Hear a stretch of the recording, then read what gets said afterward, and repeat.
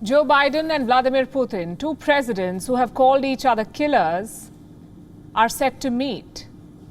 What will happen when they come face to face?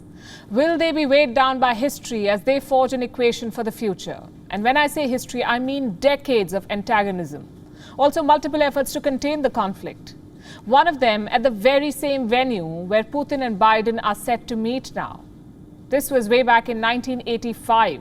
US President Ronald Reagan met with Soviet leader Mikhail Gorbachev. It was a historic Cold War era summit. Both sides agreed to cut nuclear arsenal. 26 years later, the same villa hosted another summit. The year was 2011. Joe Biden met Vladimir Putin in 2011. Back then, Biden was America's vice president. Putin was serving as Russia's prime minister after completing 2 terms as president. And you should know this. That's because Russia had presidential term limits then. The law did not allow Putin to carry on as president for a 3rd term, so he chose to be prime minister for a while. And he put a trusted aide in the presidential chair. And that is how Prime Minister Putin met Vice President Biden in the year 2011. The leaders smiled before the camera, but behind it, they were cold. So much so that Biden told Putin that he had no soul. That was 10 years ago. Now, Biden and Putin are meeting again at the same Swiss villa. Not much has changed since their last meeting, except perhaps their designation. The US-Russia relationship is at an all-time low. So if a détente is what you were hoping for too much. America's list of complaints is rather long this time. It accuses Russia of meddling in the 2016 presidential election. It blames Russia for a string of cyber attacks on US government infrastructure. It opposes Moscow's aggression towards Ukraine, and it certainly does not welcome the jailing of Alexei Navalny. Biden wants to challenge Putin on all these 4 issues. So this meeting is basically to manage the crisis, to make America's relationship with Russia more stable, more predictable. Before going to Geneva, the US president said that he was not looking for a fight, but he won't shy away from one if it comes to that.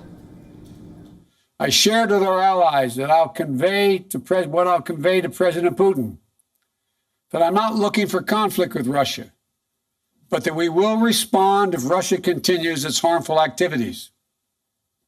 And we will not fail to defend the transatlantic alliance or stand up for democratic values.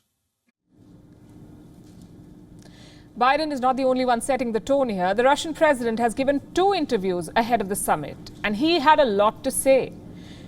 Putin is dealing with his 5th American president here. He has had summits with 4 of Biden's predecessors. The last one was Donald Trump, seen as a friend of Moscow.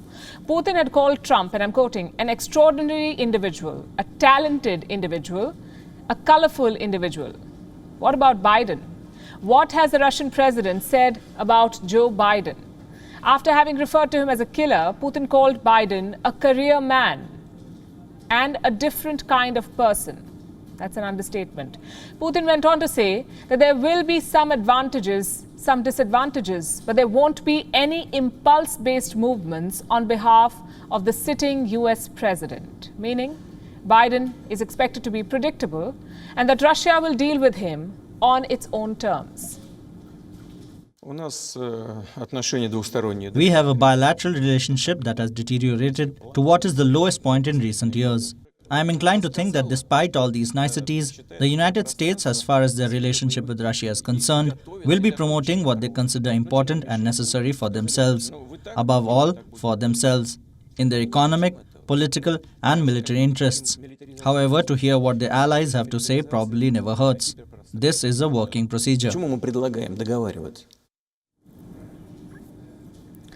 Ahead of the summit, Putin also denied all charges that Biden has made against him, whether it was the cyber attacks or the attempted assassination of Alexei Navalny and the crackdown on dissent.